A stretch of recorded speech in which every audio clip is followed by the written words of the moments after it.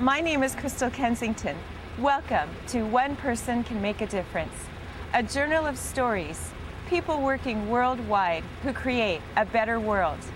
Today we'll meet a group of people who are involved in a different form of politics. Also, Robert Mueller, the father of global education.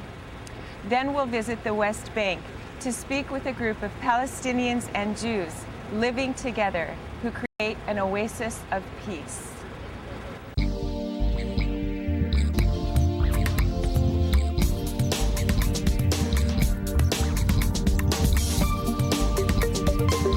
We can do it better.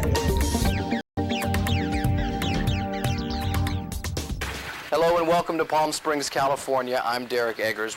We'll be talking to Corrine McLaughlin and Gordon Davidson, the co-authors of the book, Spiritual Politics. Let's head inside, shall we? Now, in your opinion, what can we do as a whole to make the world, and specifically America, a better place? Fundamentally, human unity, the unity of all human beings is a reality. And we're starting to experience that and recognize we are all in this together.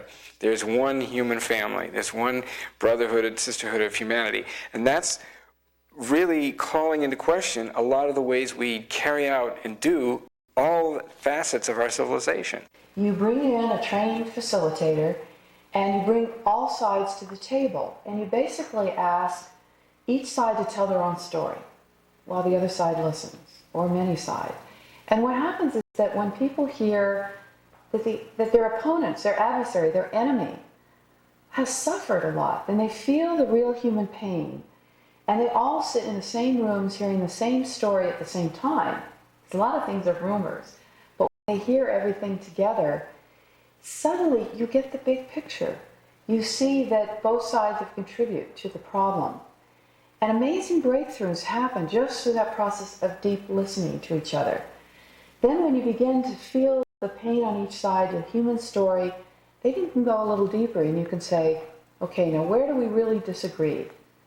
And where might there be some common ground that we could actually brainstorm solutions to and find ways that both sides can feel it's a win. You know, it's a win-win rather than one side wins and one loses. To us, this is the seeds of the new politics. So that the idea that if we want peace and security, we want to deal with terrorism, the way to do it is to go in there and annihilate everybody who we think might be a terrorist. Meanwhile, we don't pay any attention to the causes. Now, you write, when Al-Qaeda attacked the World Trade Center and the Pentagon, they attacked symbols of our modern economic and military power. Now, whereas attempted attacks to the White House and to Congress were thwarted, now, these are symbols of our nation's democracy and principles.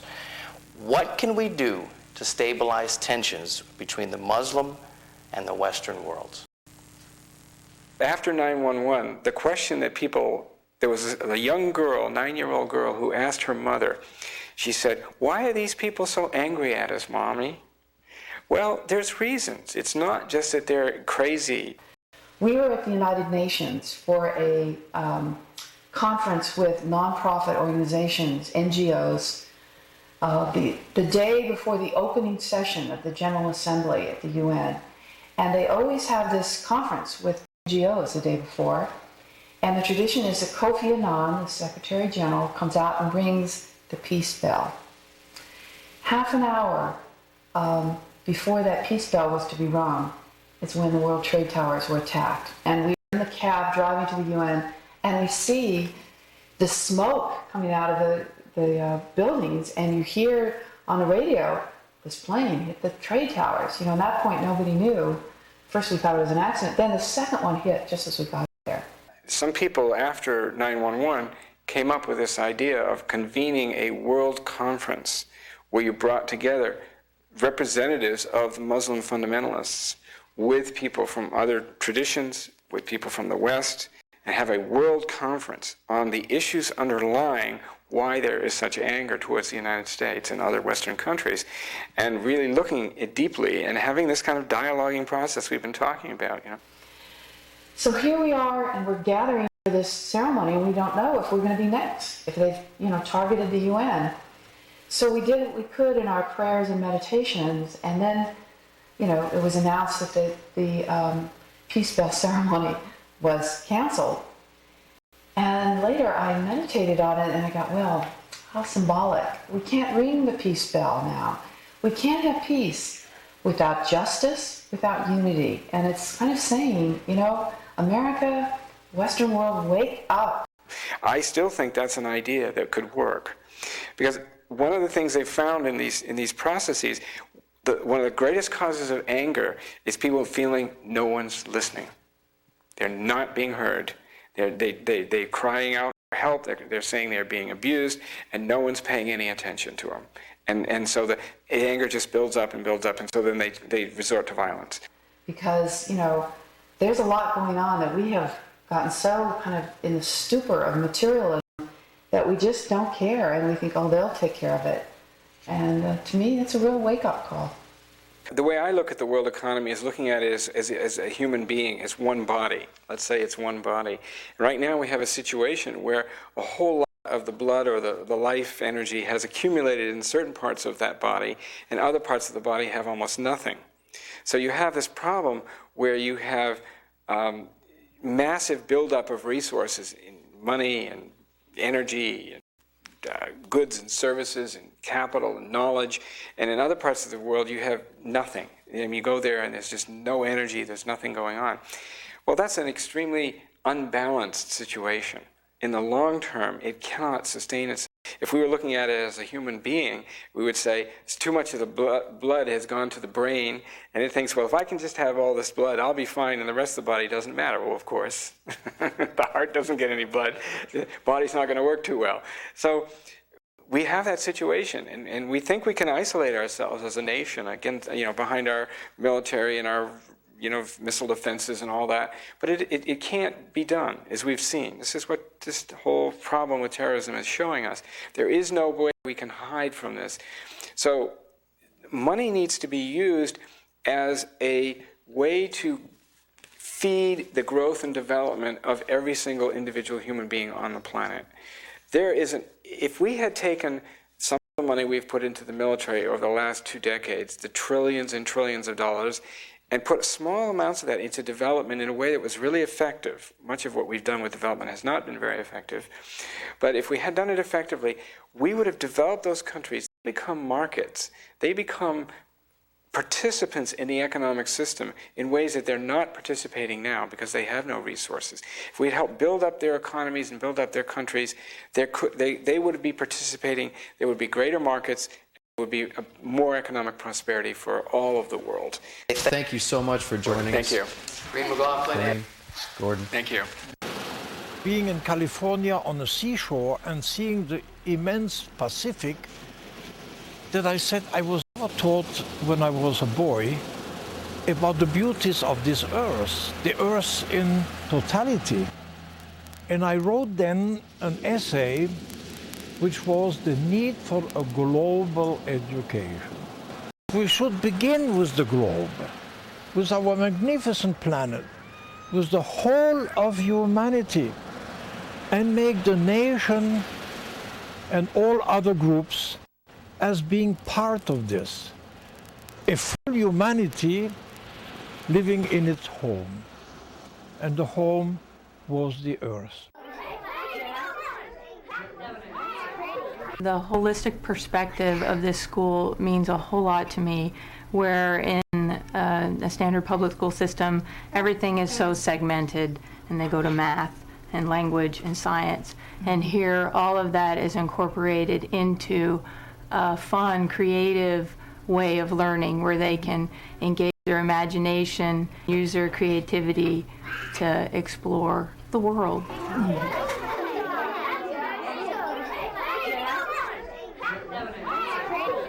Sounds unbelievable, he said. Christopher Dunn smiled. But do you know that stories of music, the music of harps and trumpets causing rocks to move, are all over the world? Lefebvre was incredulous. Can magic be real then, he asked. Christopher spoke up. It's not magic, it's science. The Gimmon people will get together, and we'll have Gimmon. And how many of you haven't stamped your hieroglyphs yet to make your names or anything? Okay, so we'll have the hieroglyphs at the table. On the floor, we'll have the pyramid. Kathy back there will probably have the paper making with the papyrus. When we have communion, we always have wine and bread. That's number one. That's why a representation of the offering, okay? So here you see the grapes and see the wheat. What's the color of flour? White. White. Why white? What does it represent? Pure heart. Pure heart should be white as snow, as flour. To be pure in heart like God. And you know what? God said to really get to heaven, we should be like you guys, like children. Simple in heart, pure, wonderful. So you are angels right now, okay?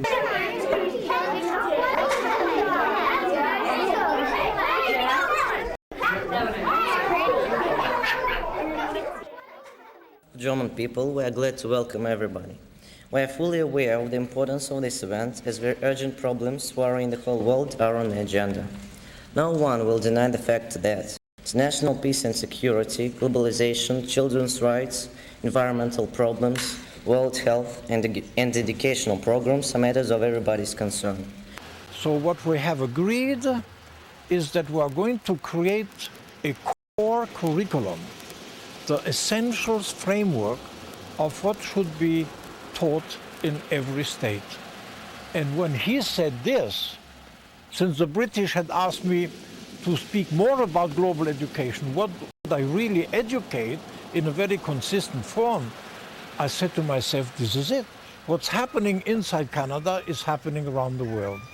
The people go with multinational corporations to completely different countries, and if a Japanese goes to Holland, there is no school that would help these children to continue their education. So I changed my speech from global education to a world core curriculum. And this is how I worked to put the entire globe in its full perspective as number one.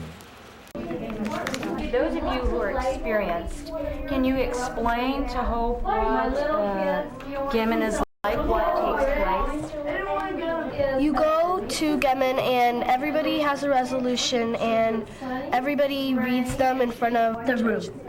You debate your resolutions afterwards, and if your resolution, you also have time to combine your resolutions, and if your resolution fails, then you can also put it together. Amend it. Yeah, change it. When I went to Gimmon last year, my resolution failed, but then I amended it and it passed, and me and Kenny got an award for it. And the organizations listed in my resolution, we can help people learn how to use fresh water more effectively. Okay, Natasha.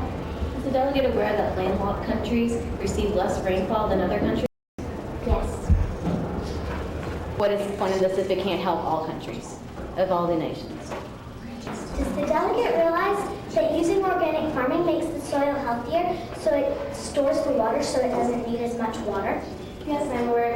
Poverty, unemployment, education, the advancement of women, and open agenda. I don't think I want to do it on child labor or something. So we'll have.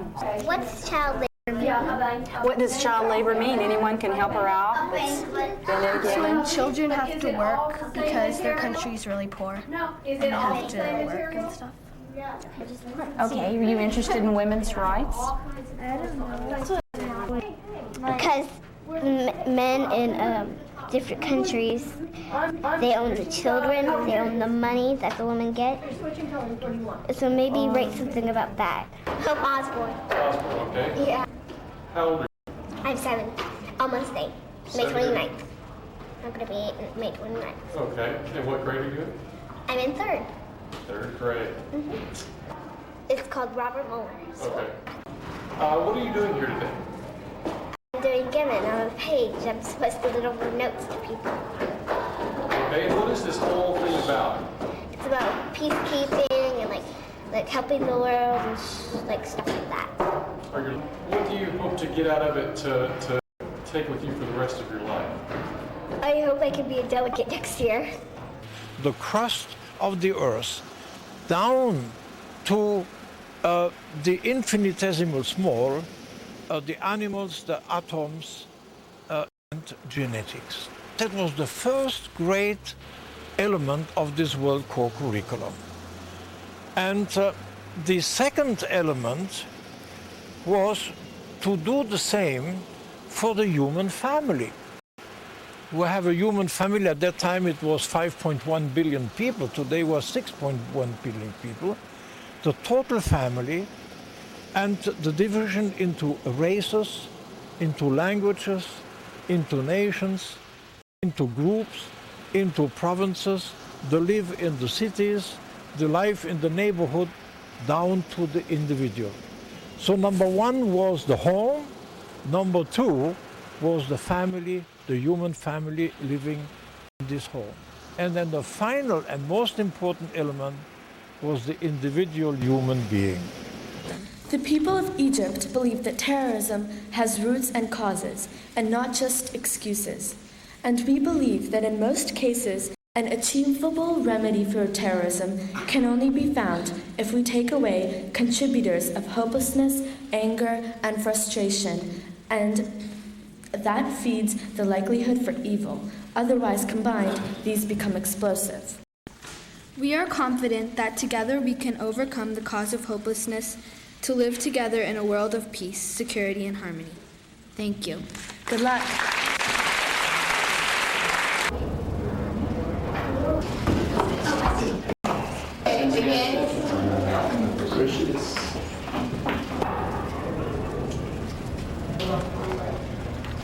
Do you yield the points of information?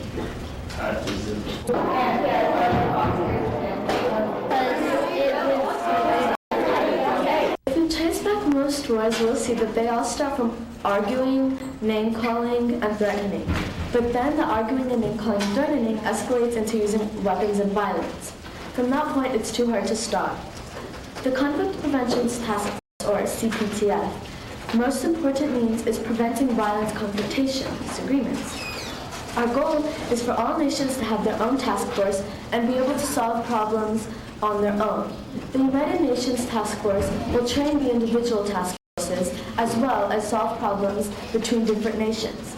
The key is for the UN to come in early, before the problem advances. I urge you to vote for my resolution and help prevent future conflict. Real happy. Okay, with 14 for, 4 against, and 6 abstentions, this resolution passes. I learned how to be a good page and learned how people debate and stuff like that. Okay, so do you plan next year to come back and as a representative? Or You mean a delegate? Delegate? Yeah. What resolution would you bring back? Probably women's rights. Danielle Corley. Okay.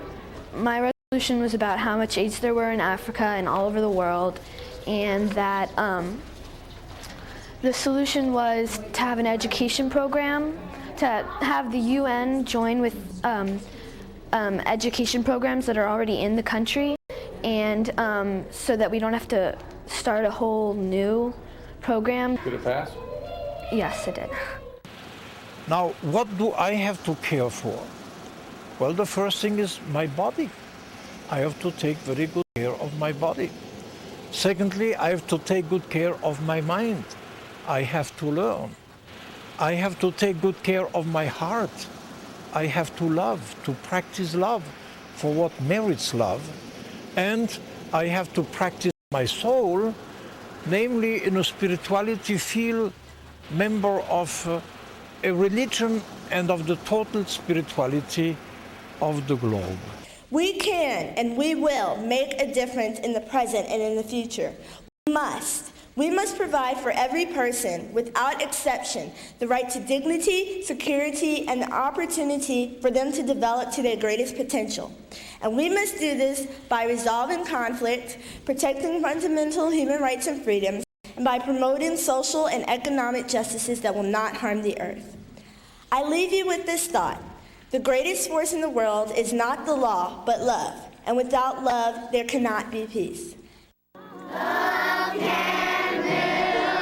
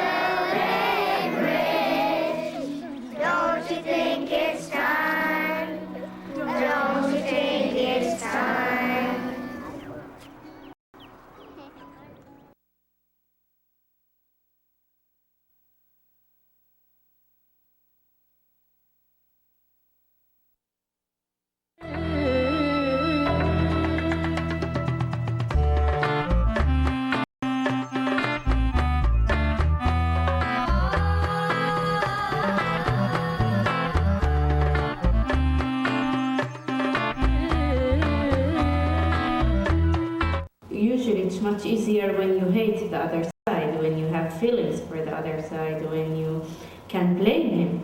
But what is going here in the village, that this other side is becoming your neighbor, and despite blaming him, or you're taking the role not blaming him but dealing with him, and it's much more difficult because it's much easier to close your house or your door house and to live your own life and hate your enemy or the other side. But what is going here is much more difficult.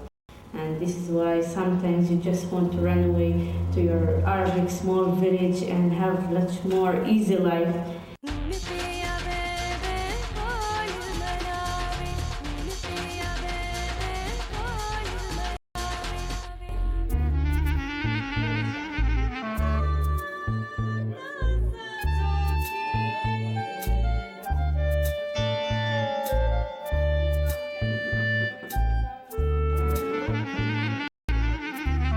Yeah, the village took the harder way, but I think that they took the only way of coexistence, because it's a harder way like in the short term, but for the long term it's the only way. It's the only village of its kind in Israel, first of all.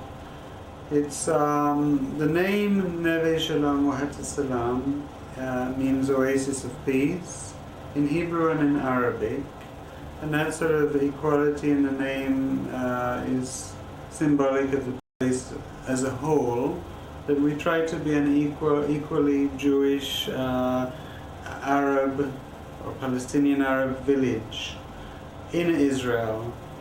The village came into existence in 1970, and it was the idea of a Dominican monk by the name of Bruno Hussar, who was born in Egypt of Hungarian and Italian parents as a Jew, and later converted to Christianity, became a monk, came to Israel, and did various projects while he was here. One of his main projects was the creation of this village.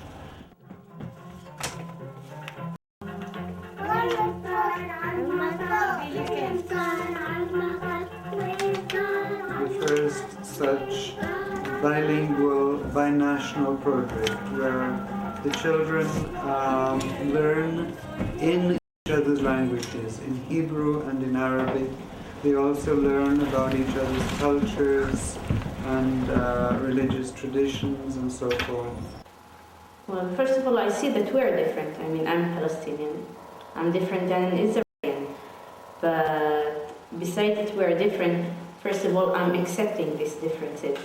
If we want to conceive of a peaceful future for the village, it shouldn't be at the degree of declaration where I'm saying, well, I'm really in favor of peace and so on, and I'm doing all the right things for it. This is what is going on like outside in my university. I'm going to the Hebrew University.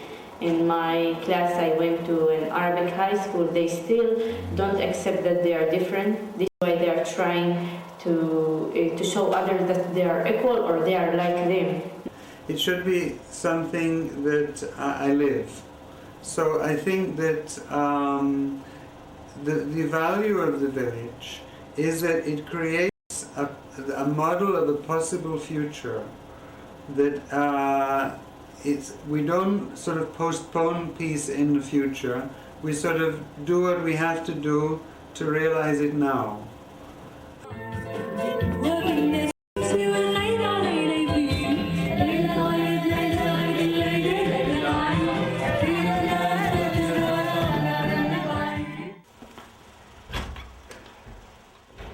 See, in origin, all faiths, mainly the ones that are existing in the Middle East, the monotheistic ones, when they came in the beginning, they came to create peace. It's strange why we use it today for making war. We are attacking these things, and the war does not exist on the faith. The war exists in our action. We are using our faith for supporting our violent actions. But Can we use these faiths and these religions for making peace? I believe yes. It depends on us. The one thing is to accept that you are different, and after this, you should accept that you are equal. And when you accept it, also the other side should accept it from you. And both sides here, the Israeli and the Palestinian, I mean, they have many benefits, of course, from having the coexistence together. They, both of them, of course, will own or will win from this coexistence. First of all, the obvious, the winning prize, let's say, it's the economically life that would be much better when they live side by side in coexistence. And after the economically, that is the obvious thing, also will come the social file that will help them both.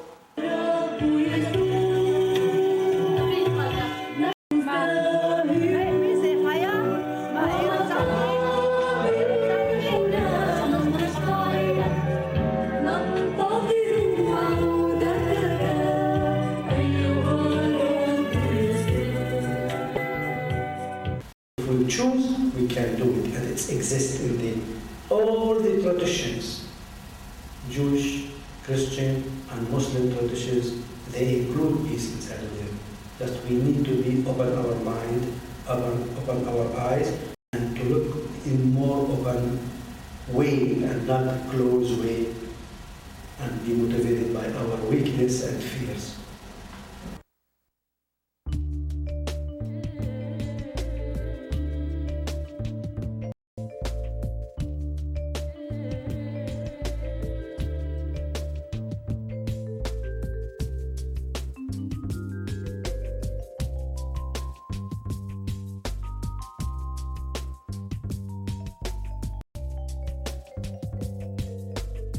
Peace, shalom.